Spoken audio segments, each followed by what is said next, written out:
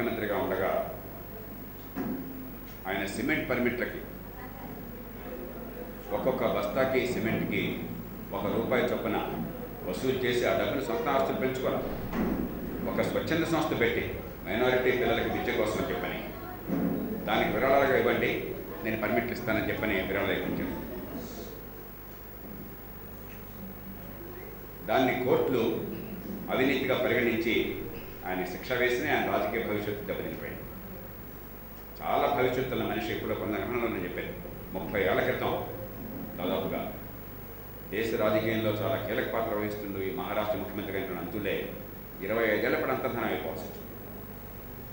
అలాంటిది జాతీయ ఆస్తులన్నీ కూడా దొంగిలించి సొంత ఆస్తుల్ని ఇంత విపరీతంగా పెంచుకున్నాక అవినీతిని గురించి ఇక మాట్లాడడం అవసరం. తేట తెల్లంగా అవినీతి ఉన్నది. అందుకే ఈ దేశంలో నేర సంస్థలు కానీ నేర పరిశోధన సంస్థలు న్యాయ వ్యవస్థ కానీ చాలా కఠినంగా స్పందించాలి. దాంతోపాటు చట్టాలను మార్చే ఏర్పాటు మనం చేయాలి. అన్నిటినీ మించి ఈవేళ వామపక్షాలు లోక్సత్తా చేస్తున్న ప్రయత్నం ఈ రాజకీయాన్ని మార్చకుండా, ఎన్నికల వ్యవస్థను మార్చకుండా, ఎన్నికల్లో కోర్టు ఖర్చు పెట్టకుండా గెలవడం సాధ్యం కాదనే పరిస్థితిని మార్చకుండా అవినీతిని వినాశనం చేయాలి. కాబట్టి దేశంలో దామాష ఎన్నికల వ్యవస్థ రావాలి. అది వస్తే ఈవేళ కోట్లు సంపాదించిన వాళ్ళకి రాజకీయంగా పరపతి, డబ్బులు ఖర్చు పెట్టిన వాళ్ళకి ఎన్నికల్లో కష్టమనే పరిస్థితి, ఈ రెండు కూడా మారిపోతాయి. మౌలికమైన మార్పు రాజకీయంలో వస్తుంది.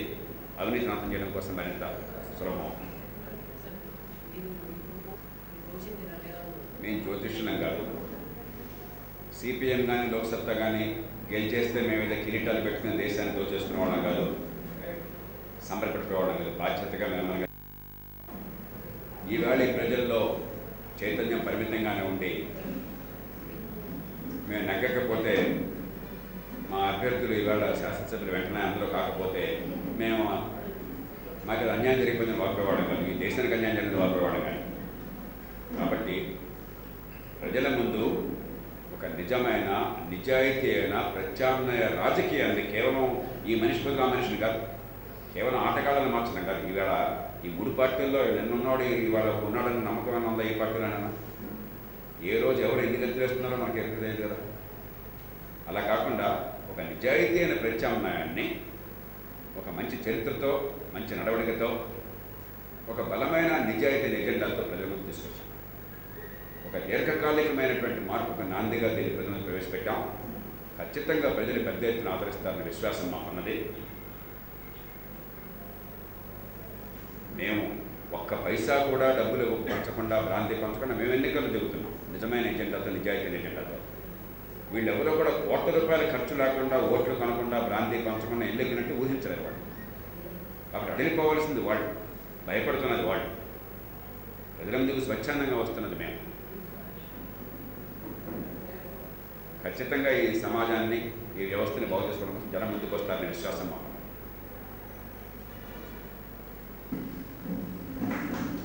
గాంధీకో దండలు వేసే అర్హత మనకు లేదు. వాళ్ళు చెప్పిన దానికి ఆచరించడానికి మనం ఎప్పుడో చాలా దూరంగా వెళ్ళిపోయాం. అంబేద్కర్ బతుకుండగానే చెప్పాడు, రాజ్యాంగాన్ని రాసిన మహానుభావుడు ఆయన చెప్పాడు, ఒక అద్భుతమైన దేవాలయ నిర్మాణం చేసుకున్నాం, ఒక గొప్ప గుడిని నిర్మాణం చేసుకున్నాం. చాలా గుళ్ళల్లో మంచి శిల్ప సంపద ఉంటుంది, మంచి విగ్రహాలు ఉంటాయి, చుట్టూ చక్కటి నగిషీలు ఉంటాయి. అలా గొప్ప నగిషీలు చేసుకున్నాం, చాలా అందంగా తీర్చిదిద్దుకున్నాం. కానీ దురదృష్టవశాన ఆ దేవాలయంలోకి దేవతా విగ్రహాన్ని ప్రతిష్ఠించే ముందే దెయ్యాలు వచ్చి తీరినాయని చెప్పాను. ఆయన బతుకున్న కాలంలోనే రాజకీయం కుళ్ళిపోయిందని చెప్పి ఆయన అన్నారు. ఇక ఈవేళ ఎంత కుళ్ళిందో చూస్తే ఆయన బతికొండలను కోరుకోడు, తొందరగా విడిపోవాలని కోరుకుంటారు. అయితే ఎవరినో తిరిగితే లాభం లేదు. మీలో చాలామంది వ్యవసాయం చేసేవాళ్ళు, పళ్ళు కూరగాయలు పండించేవాళ్ళు, ఇళ్ళ కరెంటు తోటలు కానీ. మీరు వంకాయ విత్తనం వేస్తే ఏ పంట వస్తుంది తమ్ముడు?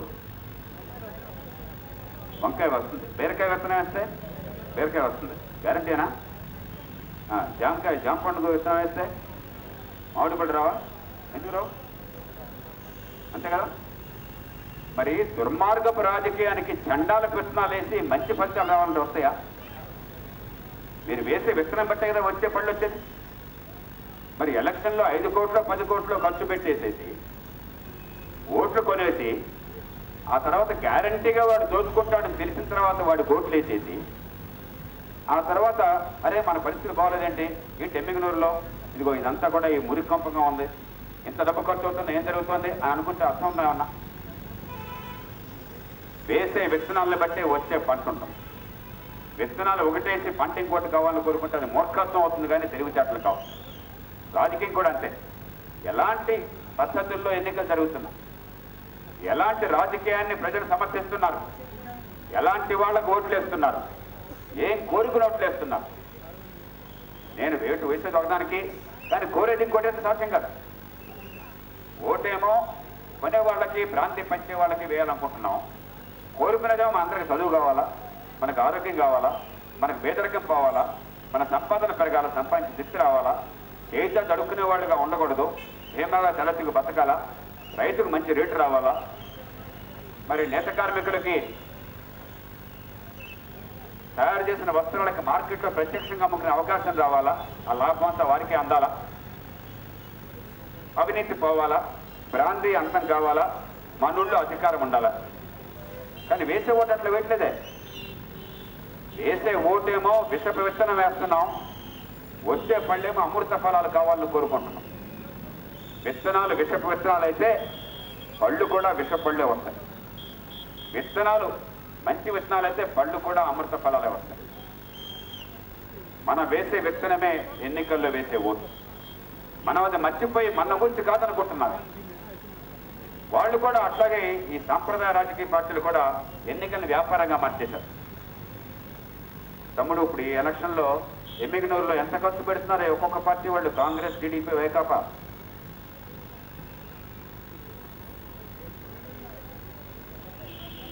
ఎంత ఖర్చు పెడుతున్నారు? ఏం బాబు, ఓట్లేనా?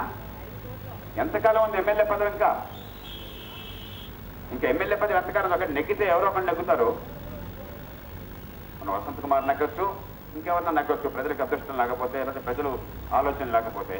ఎవరు నెగ్గినా ఎంతకాలం ఉంది? ఇంకా ఎంతకాలం ఉంది పదవి? ఇంకొకరు 2 ఏళ్ళు కూడా లేదు, అంతే కదా. ఎమ్మెల్యేకి జీతం అంతా వచ్చేది. ఎమ్మెల్యేకి జీతం మీరు బాగా తెలుసుకోవాలి. జీతం 5,000 రూపాయలు అధికారికంగా నెలకి.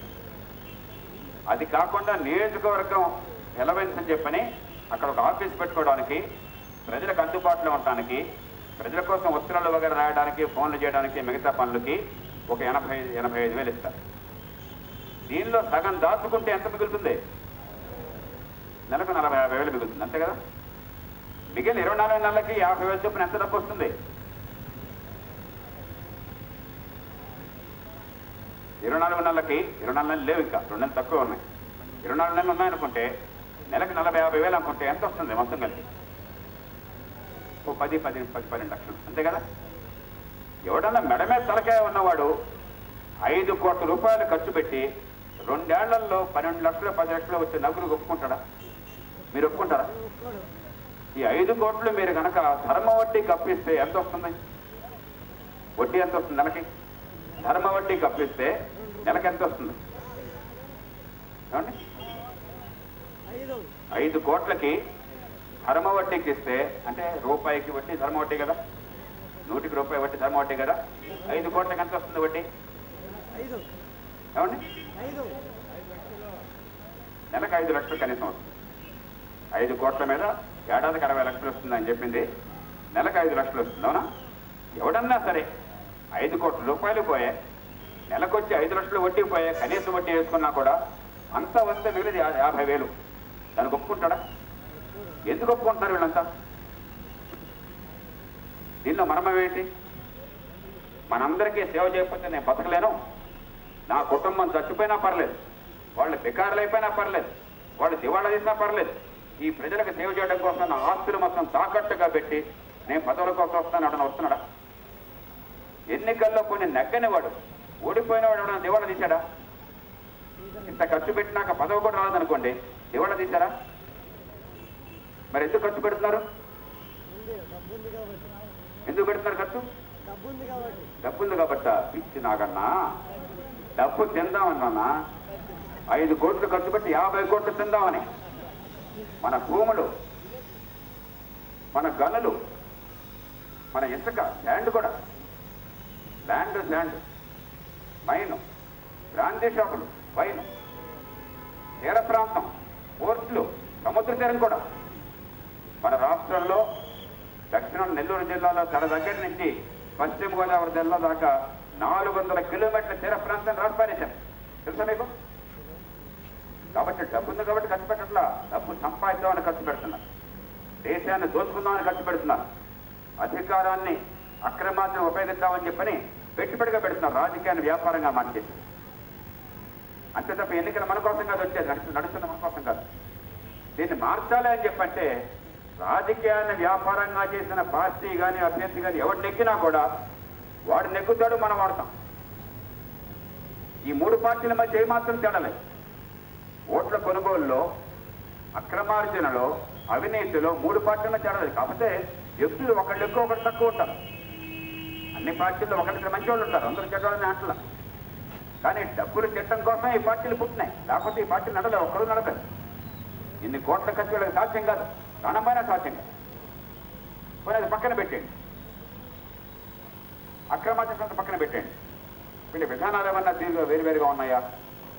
ఒక పార్టీ ఏమంటుంది, బియ్యం రేట్ ఎంత ఉంటుంది? ఒక పార్టీ ₹2 కిలో బియ్యం, అంతేనా? ఇంకొక పార్టీ ₹1, మరో పార్టీ ఫ్రీగా ఇచ్చేస్తా ఉంటారు. రేపొద్దు ఇంకెవడన్నా వచ్చి ఇంకో రూపాయి ఇస్తానంటాడు. ఇది తేడానా? ఈ పార్టీల మధ్య తేడానా? మన బేవకూపుల్ని చేయడం కోసం తప్పితే విధానాల్లో తేడాలు లేవు. అందరూ ఒకటే చెప్తారు, అందరూ చేసేది ఒకటే. అందరూ డబ్బులు ఖర్చు పెట్టి ఓట్లు కొనే, అందరూ భ్రాంతి ఉంది. వీటిలో ఒక్క పార్టీ అయినా సరే ఈ బ్రాందీ షాపుల వల్ల పేదలు, యువత నష్టపోతున్నారు, నాశనం అయిపోతున్నారు, మహిళలకు కన్నీళ్లే మిగులుతున్నాయి. ఈ బ్రాందీ షాపుల్ని కఠినంగా అణిచివేస్తాము, వీటిని అదుపు చేస్తాము, సామాన్యులకు అందకుండా చేస్తామని విధానం ఉందని చెప్తున్నారు ఎవరన్నా? లేదంటే అవినీతి ఉంది. ఏ పార్టీ అయినా సరే ఒకరినొకరు తిట్టుకోవడం తప్ప, నువ్వు తిన్నావంటే నువ్వే నిన్న తిన్నావు కదా, నువ్వు 1 కోటి తిన్నావు, నువ్వు 10 కోట్లు తిన్నావు కదా, నువ్వు నిన్న తిన్నావంటే మొన్న తిన్నావు కదా అని తప్ప ఏ పార్టీ అయినా ఇదిగో పలానా పనులు నిర్దిష్టంగా చేయాలి అవినీతి పోవాలంటే. వాడు ఏ పార్టీ వాడైనా మాకు అనవసరం. అవినీతి పోవడానికి ఇదిగో మేము చెప్పే మార్గం 1, 2, 3, 4 ఈ పనులు మేము చేయబోతున్నాం. కనీసం మాట వరకు చెప్పారా మీకేమన్నా? ఏ పార్టీ వాడు వచ్చినా కూడా ఇవాళే ఉల్లిగడ్డల గురించి చెప్పారు. ఇక్కడ లాడ్జ్ దగ్గరికి వెళ్తే ఉల్లిగడ్డలు రైతులు వచ్చారు, ఉల్లిగడ్డలు వేద్దాం అనుకుంటున్నామండి. అదృష్టవంతే రేట్ వస్తుంది, అది పడిపోతుంది, మేము చేసేది ఏం లేదు. మోటార్ కాలిపోతే బాగు చేసుకోవడం కోసం వచ్చాం, దానికి 3-4 వేలు ఖర్చు అవుతుంది ప్రతిసారి కూడా. ఇది మా కర్మంతేను, మా నసీబ్ అని చెప్పాను. ఏ పార్టీ వాడైనా ఇదిగో ఉల్లిగడ్డల రేటు ఒకరోజు ₹15 ఏంటి, ఒకరోజు ₹10 ఏంటి, ఇలా ఉండటానికి వీల్లేదు. దానికి అలా ఉండకుండా ఇదిగో 1, 2, 3, 4 ఈ పనులు మేము చేయబోతున్నాం. కనీసం మాట చెప్పారేమన్నా?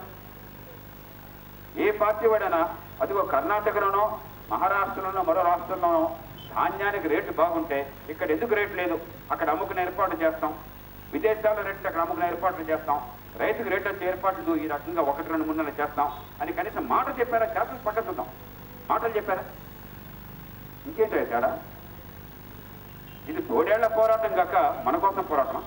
మీరు ఆలోచిస్తున్నారు సార్, ఈ ఎన్నికలు కేవలం అధికార దాహం కోసం వచ్చినాయి. ఈ ఎన్నికలు కేవలం అక్రమార్జన కోసం వచ్చినాయి. ఈ ఎన్నికలు కేవలం అసమర్థుల పోటీలో వచ్చాయి. వీళ్ళంతా ఇవాళ కరెంటు చూడండి, మీకు ఎలక్షన్ ఉంది కాబట్టి ఎమ్మిగనూరులో కొంచెం కరెంటు కట్ లేకుండా చేస్తున్నారు. కరెంటు కట్ లేదు ఇప్పుడు. రేపు 12వ తారీఖు అయిన తర్వాత మీ భాగవతం చూడండి ఒకసారి. రాష్ట్రం అంతా కూడా వాళ్ళ మండు టెండర్లో ఉంటే కనీసం కరెంటుకు వచ్చిన పరిస్థితి లేదు. 2012వ సంవత్సరంలో డబ్బిస్తామయ్యా, మా ఇంట్లో కరెంటు ఉంటే దానికి డబ్బు చెల్లిస్తాం, కరెంటుకు చెల్లిస్తాం, ఛార్జీలు చెల్లిస్తాం, నాకు కరెంటు కావాలంటే కరెంటు తిప్పింది. పిల్లలు చదువుకుంటున్నారు, స్కూల్కో కాలేజీ పెడుతున్నారు, పరీక్షలు ఉన్నాయి, చదువుకోవాలని చెప్పంటే కరెంటుకు తిప్పలేదు. ప్రపంచంలో మరే పెద్ద దేశంలో ఇంత దారుణ పరిస్థితి లేవు. 2012లో కరెంట్ లేకపోవడం అనేది ఈ దుర్మార్గుల దుష్పరిపాలన పుణ్యంగా తప్ప ఇంకో రకంగా సాధ్యం కాదు.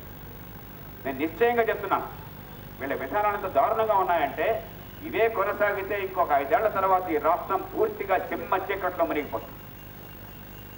ఇప్పటికే కరెంటు పరిస్థితిలో ఉంటే అసంబద్ధమైన పథకాలు, ఎకరాకి 4 లక్షలు 5 లక్షల రూపాయలు ఖర్చు పెట్టి 2000 అడుగుల పైకి నీళ్ళని ఎత్తిపోతలు తీసుకొచ్చి ప్రతి ఏడాది ఒక్కొక్క ఎకరాకి 40,000 రూపాయలు ఖర్చు పెట్టాలని ప్రభుత్వాలు పథకాలు ఇచ్చింది. ఆలోచించండి ఒకసారి. 4-5 లక్షల ఎకరా ఖర్చు పెట్టి ఇప్పుడు పెట్టుబడి, ఆ తర్వాత ప్రతి ఏడాది నీళ్లను పైకెత్తడం కోసం చెప్పని ఏడాదికి ప్రతి ఎకరాకి 40,000 ఖర్చు పెడతారు. రైతులు పెట్టే ఖర్చు కాకుండా విత్తనాలకి, పురుగు మందులకి, ఎరువులకి, కూలి ఖర్చులకి రైతులు పెట్టే ఖర్చు కాకుండా వీళ్ళు పెట్టే ఖర్చుకు 40,000 ఉంటుందంట. అంతా చేస్తే మనకు వచ్చేది 10,000-15,000 ఎకరానికి. ఇంత మూర్ఖపాలు దానికి ఎవడు చేయడు. ఆ పథకాల మూలంగా ఈ రాష్ట్రంలో ఏ ఇంట్లో కూడా ఇంకా చీకటి తప్ప ఇంకోటి ఉండదు. వీళ్ళ పుణ్యం అని చెప్పని మన పిల్లలకి ఇంకా భవిష్యత్తు ఉండదు. చిన్న పరిశ్రమ కూడా సాధ్యంగా ఉపాధి కూడా రాదు. అన్ని పార్టీలు ఒకటే మళ్ళీ దీనిలో. అలాంటి పథకాలకి ఒక్క ముక్క నీళ్లు కూడా రాకుండా, దోసెడు మన్ను కూడా చేయకుండా 1,100 కోట్ల రూపాయలని కాంట్రాక్ట్కి ఇచ్చి పారేశారు. తెలుసా మీకు? ఒక్క చుక్క నీళ్లు కూడా రాకుండా, దోసెడు మన్ను కూడా చేయకుండా 1,100 కోట్ల రూపాయలు ఇచ్చి పారేశారు కాంట్రాక్ట్. శాసనసభలో ఎన్నోసార్లు నేను మొత్తుకున్నాను, ఎట్లా ఇచ్చారు, ఎందుకు ఇచ్చారు, ఇది అన్యాయం, చెప్పినా ఆపండి అని చెప్పంటే ఎంత గట్టిగా చెప్పినా కూడా చాలా మౌనంగా, చాలా శ్రద్ధగా వింటారు. అంతా అయిపోయిన తర్వాత ఏ ఉన్నట్టు వెంటనే చెప్పిన మౌనం వెళ్ళిపోతారు. అసెంబ్లీలో చెప్పినా అంతే, బయట చెప్పినా అంతే. ఇక వీళ్ళని ఎంత చెప్పిన లాభం అని చెప్పి చంద్రబాబు నాయుడు గారిని మళ్ళీ పేరు పెట్టి మళ్ళీ కోరాను. శాసనసభలో కోరాను, బయట కోరాను. అయ్యా, ప్రతిరోజు కాంగ్రెస్ వాడు ఏం చేసినా మీరు చెడుతున్నారు. ఇదిగో 1,100 కోట్ల రూపాయలు చిన్న పని కూడా కాకుండా కాంట్రాక్టులు రాసిచ్చారు పనికిరాని పథకాలకి. అన్యాయం, గట్టిగా అరవండి, మీకు సంఖ్యాబలం ఉంది కదా అని చెప్పంటే బెల్లం కొట్టింది ఆయన కూర్చున్నారు. ఆనాటి నుంచి ఈనాటి దాకా శాసనసభలో బయటగా నోరు తెరిస్తే ఒట్టు. ఈ పార్టీల మధ్య తేడా ఏమైనా ఉందా? అందుకే లోక్సత్తా మీ ముందుకు వచ్చింది నిర్దిష్టమైన ఎజెండాతో.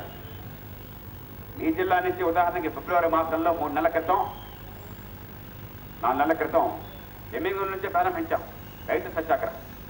మీరు గుర్తుంటుంది, ఇక్కడి నుంచి మంత్రాలయం దాటి కర్ణాటకలో రాయచూరు జిల్లా ప్రవేశించి ప్రభుత్వం అక్రమంగా రైతులు చేసిన ఉత్పత్తులను నమ్ముకోకుండా అడ్డుకుంటే, ఆంక్షలు పెడుతుంటే ఇవి అన్యాయం, ఇవి అక్రమం, దమ్ముంటే మమ్మల్ని అరెస్ట్ చేయండి, మేము మౌనంగా అరెస్ట్ అవుతాం, మమ్మల్ని జైళ్లలో పెట్టండి, మేము ప్రతిఘటిస్తాం, మమ్మల్ని కోట్ల మంది పెట్టండి, మేము లాయర్లను కూడా పెట్టుకోం, మాకు శిక్షలు వేయండి, మౌనంగా అనుభవిస్తాం, మా పదవులు పీకేయండి, మేము ఇంటికెళ్ళి కూర్చుంటాం, మేము దాన్ని అప్పీలు కూడా పోవని చెప్పని ఛాలెంజ్ చేస్తే ప్రభుత్వం నోరు మూసుకున్నాం. ఎమ్మికనూరు నుంచి మేమంతా ఈ ధాన్యాన్ని ఉదాల మీద పెట్టుకుని, ఎడ్ల బండ్ల మీద పెట్టుకుని వందలాది కార్యకర్తలు, వామపక్షాల మద్దతుతో రైతు సంఘాలు, లోక్సత్తా కార్యకర్తలు అంతా కూడా నడిచి పాదయాత్రలో వెళ్ళి ఆనాడు మహాత్మా గాంధీ చేసిన ఉప్పు సత్యాగ్రహంలో దుర్మార్గపు ఆంక్షను, దుర్మార్గపు నిబంధనల్ని వ్యతిరేకిస్తూ పోరాటం చేపట్టాం. పక్క రాష్ట్రానికి యథేచ్ఛగా పోయి అమ్ముకున్నాం. అసెంబ్లీలో నిలదీస్తే ముఖ్యమంత్రిని, ఆహార మంత్రి ఇద్దరు కూడా అయ్యా మేము మిమ్మల్ని అరెస్ట్ చేయం, ఎందుకంటే అరెస్ట్ చేసే అధికారం మాకు లేదు, చట్టాన్ని ఉల్లంఘించింది మీరు కాదు, మేమే ఉల్లంఘించాం, ప్రభుత్వంలో ఉండి వీధి గుండాల్లాగా, రౌడీల్లాగా చట్టాన్ని మేమే ఉల్లంఘించి మాకు అధికారం లేకపోయినా కూడా ఈ రాష్ట్రం నుంచి పక్క రాష్ట్రానికి తీసుకోవద్దని చెప్పి మేము అడ్డుపెట్టాము, తప్పు మాదే అని బహిరంగ లెప్పలేసుకున్నాం. దాంతో రైతులకు నమ్మకం కుదిరి మార్కెట్లో రేట్లు 700 రూపాయలు బస్తా ధాన్యం, సన్నధాన్యం ఉండేది ఈవేళ 1,050 రూపాయలు పెరిగింది. మన రాష్ట్రంలో రైతుల జేబుల్లోకి ఒక్క దీనివల్లనే 1,200 కోట్ల రూపాయలు అదనంగా వచ్చింది. అన్ని పార్టీలు కూడా ఆంక్షల విషయంలో మళ్ళీ ఒక్కటే, ఏ పార్టీ కొంచెం ఆంక్షలు తీసేలా. ఈవేళ వచ్చి లోక్సత్తా గట్టిగా పోరాడేదాకా ఈ ఆంక్షల విషయంలో ఏ ఒక్కళ్ళు కూడా పొరపాటు నోరు వేస్తున్నారు. ఏ విషయమైనా చూడండి, ఏ రంగంలో అయినా సరే రైతు చచ్చిపోతే, ఆత్మహత్య చేసుకుంటే, చేనేత కార్మికులు ఆత్మహత్య చేసుకుంటే వచ్చి సానుభూతి నటించి మొసలి కన్నీళ్లు గార్చి ప్రభుత్వం డబ్బు, మన పన్నుల డబ్బు నుంచి ఒక చెక్ ఇచ్చి ఫోటో తీసుకోవడం తప్ప ఈ పరిస్థితి రాకుండా చేద్దాం, ఆదాయాలు పెంచుదాం, పేదరికాన్ని తొలగిద్దాం, నిజాయితీ అయిన పాలనలు ఇద్దాం, నిర్దిష్టమైన విధానాలను ఇద్దామని పొరపాటు కూడా ఆలోచన. అందుకే ఇవాళ లోక్సత్తా, వామపక్ష పార్టీలు, సిపిఎంని ముందుకు వచ్చాయి. ముందు రాజకీయం తీరు మార్చాలి. రేపొద్దున వసంత్ వచ్చి సార్ ఎన్నికల్లో ఎట్లయినా గెలవాలని ఆశ నాకున్నది, నిజాయితీగా పోటీ చేస్తే ప్రజల ఆధారం ఉన్నా కూడా ఓటు పూర్తిగా సరిపోకపోవచ్చు, మీరు నాకు పర్మిషన్ ఇస్తే 1 కోటి రూపాయలు ఖర్చు పెడతాను, ఓట్లు కొంటానని చెప్పంటే వెంటనే వసంత్ ఇంటికి పంపిస్తాం. ఎందుకంటే ఒక్కసారి ఓట్ల కొనుగోలు రాజకీయం చేస్తే, ఒక్కసారి రాజకీయాన్ని వ్యాపారంగా మారిస్తే రేపు పొద్దున ప్రజలకు సేవ చేయటం, నిజాయితీగా ఉండటం సాధ్యం కాదు. 100కి 100 దేశాన్ని దోచుకోవడంలో భాగస్వామిగా ఉన్నవాడే ఓట్లు కొట్టాడు, వాడే భ్రాంతి పంచుతాడు. లోక్సత్తా సిపిఎం అందుకోసం రాలా. ఒకప్పుడు కర్నూలు రాజధానిగా ఉన్నప్పుడు ఆంధ్ర రాష్ట్రం తొలి రాజధాని కర్నూలు తెలుసా మీకు? ఏ సంవత్సరంలో? ఎన్నో సంవత్సరం? ఏమయ్యా, మన జిల్లా పట్టణం రాజధానిగా ఉంది, ఆంధ్ర రాష్ట్రం ఏర్పడింది. ఎవరు చెప్తారు? 1953. మొట్టమొదటి ముఖ్యమంత్రి ఎవరు? టంగుటూరి ప్రకాశం పంతులు గారు. టంగుటూరి ప్రకాశం పంతులు గారికి 100 ఏళ్ల క్రితం గొప్ప లాయర్గా నెలసరి ఆదాయం 100 ఏళ్ల క్రితం నెలసరి ఆదాయం 1,00,000 నుంచి 2 లక్షల రూపాయలు. తమ్ముడు, అంటే ఇవాళ డబ్బు ఎంత ఉంటుంది? 100 ఏళ్ల క్రితం 1,00,000 2 లక్షలు అంటే ఇవాళ ఎంత ఉంటుంది?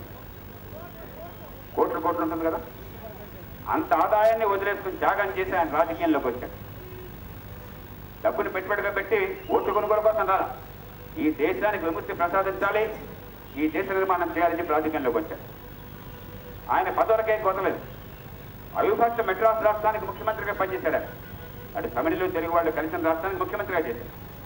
ఆ తర్వాత 1953లో తొలి తెలుగు రాష్ట్రానికి ముఖ్యమంత్రి ఆయన. 2 సార్లు ముఖ్యమంత్రి. అవునా? ఈవేళ మీరు ఎమ్మిగనూరు మున్సిపల్ చైర్మన్గా ఎవరైనా చేశారనుకోండి, పనికిమాలినోడిని, ఎందుకు కొరగోనోడిని. మళ్ళీ తర్వాత ఒక 100 ఏళ్ల దాకా ఆ కుటుంబానికి డబ్బులు అవసరం ఏమైనా ఉంటుందా? లేదు కదా. ఒక్కసారి పదవి వస్తుంది చాలు కదా. ఆయనకి 100 ఏళ్ల క్రితం ఈవేళ డబ్బుల్లో కోట్ల రూపాయల ఆదాయం ఉండింది. 2 సార్లు ముఖ్యమంత్రిగా ఉన్నాడు. అలాంటిది 26 సంవత్సరాల క్రితం 1986లో ప్రకాశం పంతులు గారి పేరుతో పెట్టిన మీ పక్క జిల్లా ప్రకాశం జిల్లా, ఆ జిల్లాకి నేను కలెక్టర్గా వెళితే టంగుటూరి ప్రకాశం పంతులు గారి మనమడు నా దగ్గర రెవెన్యూ శాఖలో పరిప్రతిగా పనిచేశారు. మీరు ఊహించగలరా? 100 ఏళ్ల క్రితం కోట్ల రూపాయల సంపాదన ఉన్న పెద్ద మనిషి, 2 సార్లు ముఖ్యమంత్రి అయిన పెద్ద మనిషి, ఆయన మనవడికి దక్కింది పంచవతికి. ఈవేళ మీరు పనికి మాలినవాడిని నెత్తి మీద 1000 రూపాయలు పెడితే 100 రూపాయలు చేయని వాడికి కనుక పదవి ఇస్తే, పంచాయతీ సర్పంచ్ పదవి ఇస్తే, మున్సిపల్ వార్డు కౌన్సిలర్గా ఇస్తే మళ్ళీ 3 తరాల దాకా డబ్బులు గురించి ఆలోచిస్తారు. ఏది నిజాయితీ అయిన రాజకీయం? ఏది నిజమైన రాజకీయం? అలాంటి రాజకీయం కావాలా? ఇలాంటి కుళ్ళు రాజకీయం, దోపిడి రాజకీయం కావాలా మన యువతకి? మనం తెలుసుకోవాలి. ఇవాళ కోటీశ్వరుడు కూడా కోటీశ్వరుడు అవుతున్నాడు, పేదల పిల్లలు పేదలుగా మిగిలిపోతున్నారు. ఇవాళ ఈ జిల్లాలోనే, నియోజకవర్గంలోనే ఎక్కడికి పోయినా సరే పేదరికం ఉన్నవాడిని అడిగితే ఎందుకు ఇలా ఉన్నారని చెప్పడితే ప్రతి చోట ఒకటే పరిస్థితి. దేవుడి తెలివితేటలను ఇచ్చినా కూడా చదువు అందలేదు, చదువు అందించి సమాధానం రాలేదు. ఈ రాజకీయ వ్యవస్థ పట్టించుకోలేదు. అయితే అసలు చదువుకోలేదు, లేదంటే 2వ తరగతి 3వ తరగతి ఆపేశారు. పనికిరాని చదువు వచ్చింది. చదువు లేకపోతే పేదరికంగా కొనసాగుతుంది. ఎంతకాలమైనా అంతే ఉంటుంది. పేదరికం పోవాలి అని చెప్పంటే ఏ తల్లి గర్భాన పుట్టినా, ఏ కులంలో పుట్టినా, ఎంత పేదరికంలో కట్టుకబడి దారిద్ర్యంలో పుట్టినా సరే పేదరికం పోవాలి అని చెప్పంటే వాళ్ళకి దేవుడిచ్చిన తెలివితేటలను వికసించేటువంటి చదువునిచ్చి రేపొద్దున కలెక్టర్ కొడుకుతో, మంత్రి కూతురుతో ఒక సామాన్యుడి బిడ్డ పోటీ పడి ఏర్పాటు చేస్తే తప్ప మాత్రం పేదరికం పోదు. అది మాత్రం దక్షిణ చేయడం కూడా సిద్ధంగానే. మౌలికమైన మార్పు కావాలని చెప్పంటే ఇందాక చెప్పాను, మనం వేసే విత్తనాలు మార్చాలి. వచ్చే పంట మార్చాలని చెప్పంటే విత్తనాలు మార్చాలి. విత్తనాలు అవే వేస్తూ పంట మార్చాలంటే సాధ్యం కాదు. మన రాజకీయం మారకుంటే మనకు వచ్చే ఫలితాలు మారవు. మన పేదరికం పోదు, మన భ్రాంతి అర్థం కాదు, మన ఊళ్ళో మనకు పనులు కావు, మన యువతకు భవిష్యత్తు ఉండదు, మన చేనేత కార్మికులకి, మన రైతులకి వాళ్ళు చేసిన ఉత్పత్తి కూడా రేట్లకి అమ్ముకోవడం కూడా అసాధ్యమవుతుంది. నిరంతరం పేదరికంలో కుమిలిపోతారు. అందుకోసం ఇవాళ లోక్సత్తా సిపిఎం మీ ముందుకు వచ్చింది, నిజాయితీగా వచ్చింది. మీరు ఒక్కసారి దయచేసి ఆలోచించండి, ఒక 5 నిమిషాలు కళ్ళు మూసుకు ఆలోచించండి.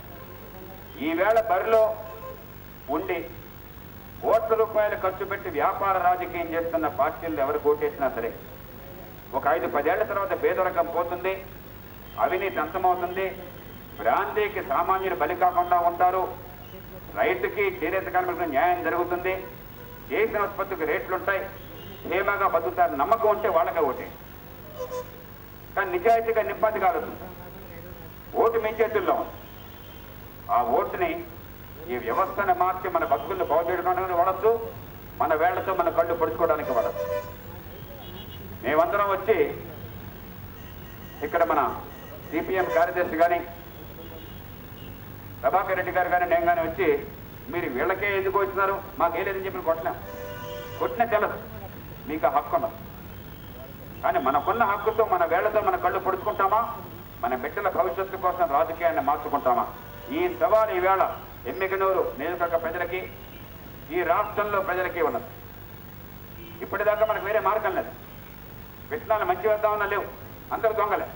అలా కాకుండా ఇవాళ స్వచ్ఛమైనటువంటి పార్టీ, నీతికి నిజాయితీకి మారిపోయిన పార్టీ, స్పష్టమైన విధానాలతో, గొప్ప చరిత్రతో మీ ముందుకు వచ్చిన ఈ రాజకీయాన్ని మార్చడం కోసం నడుకట్టు మనం తెలుసుకోవాలి. అందుకే సంకేతానికి, చైతన్యానికి సంకేతంగా లోక్సత్తా ఏల గుర్తుతో మీ ముందుకు వచ్చింది. ఏల గుర్తుతో మీ ముందుకు వచ్చింది. ఏల చైతన్యానికి సంకేతం, ఏల జన జాగృతికి చిహ్నం, ఏల ప్రజలంతా కూడా మౌనాన్ని మేము వదులుతున్నాం, నిశ్శబ్దాన్ని ఛేదిస్తున్నాం, మేము నిలబడి గట్టిగా గొంతు కలుపుతాం అని చెప్పడానికి చిహ్నం. అందుకే లోక్సత్తా ఏల గుర్తుని ఎంచుకున్నది. మీరంతా ఆలోచించండి. మీరు వేసే ప్రతి ఓటుకి 10 రెట్ల విలువనిచ్చి ఇక్కడ ఎమ్మిగనూరు పట్టణం కోసం, ఎమ్మిగనూరు నియోజకవర్గం కోసం, కర్నూలు జిల్లా కోసం, మన రాష్ట్రం కోసం ప్రాణమొట్టి పోరాడే బాధ్యతను నేను తీసుకుంటాను. మీరిచ్చే ఒక్క సీటుకి 100 సీట్ల విలువని ఆపాదించి ఈ రాష్ట్ర భవిష్యత్తుని మార్చడం కోసం, ఈ కుళ్ళిపోయిన రాజకీయాన్ని ప్రక్షాళన చేయడం కోసం, ఈ యువతకి భవిష్యత్తుని ఆశాకిరణంగా చూపెట్టడం కోసం ప్రాణవట్టి పోరాటం అయితే మీ చేతుల్లో ఉంది. ఆ పోరాటం మేము చేయాలా, దానికి మీరు ఓటు వస్తున్నారని చెప్పాను. మీరంతా ఇంత శ్రద్ధగా, ఇంత దుర్గంధం ఉన్నా కూడా, మురికి కోపమైనా కూడా ఇంతసేపు నిశ్శబ్దంగా విన్నారు, ఆదరంతో విన్నారు అని చెప్పంటే ఈ వ్యవస్థ మారాలి, ఈ కుళ్ళిన రాజకీయం మారాలన్న కోరిక మీ అందరి మనసుల్లో ఉంది. ఆ కోరికను చంపబోకండి, 10 మందితో పంచుకోండి. ప్రతి ఒక్కరికి మొబైల్ ఫోన్ ఉన్నాయి. ఇవాళ మొబైల్ ఫోన్ లేని వాళ్ళు లేదు. ఆ ఫోన్లో ఏ సినిమా ఏ రోజు వచ్చింది, దాని కలెక్షన్స్ అంతా దాని గురించి కాకుండా అసలు ఈ రాజకీయాన్ని ఎట్లా మార్చాలి, దానికి ఇదిగో వీళ్ళు ముందుకొచ్చాడు, వసంత్ కుమార్ ముందుకొచ్చాడు, నిజాయితీ రాజకీయం కనిపిస్తుంది. వాళ్ళు మనకు తెలిసిన విషయాలే నిజంగా నచ్చట్టు చెప్తున్నారు. దీనిలో అబద్ధాలు ఏం లేవు, దీనిలో మోసం ఏం లేదు, దీనిలో కుట్రల కుతంత్రాలు లేవు. దీనికోసం మనం కలిసి రాకపోతే ఎట్లా అని చెప్పని చర్చ మీరు ప్రవేశపెట్టారు. బొట్టు కలిస్తే సముద్రం అవుతుంది. మీరంతా కలిసిన లోక్సత్తా 500 రూపాయలు బిర్యానీ పొట్లము లేకపోతే బ్రాండీ సీసాన ఇచ్చి జనాన్ని రోడ్డు మీద తీసుకొచ్చే పార్టీ కాదు. లోక్సత్తా డబ్బులు ఇచ్చి ఓట్లు కొనే పార్టీ కాదు. ప్రజల్లో చైతన్యాన్ని తీసుకొచ్చి మీ భవిష్యత్తుకు సంబంధించింది. మీకు సేవ చేయడం కోసం, మార్చుకోవడం కోసం సిద్ధంగా ఉన్నాం. ఇదిగో పాలు పంచుకోండి చెప్పని ప్రజల్ని భాగస్వామ్యాన్ని చేసేటువంటి పార్టీ. అందుకోసమే లోక్సత్తా వామపక్ష పార్టీలు కలిసి వచ్చినాయి. మీరంతా కూడా సరే నిర్ణయం తీసుకుంటారని, ఏల గుర్తుకు ఓటు వేస్తారని, ఈ కుళ్ళిపోయిన రాజకీయాన్ని తాడి నిలువున పాతి పెట్టడం కోసం మీరంతా కూడా కలిసి వస్తారని చెప్పి ఆశిస్తూ మీ అందరికీ నమస్కరిస్తూ సెలవు తీసుకుంటున్నాను. జై హింద్.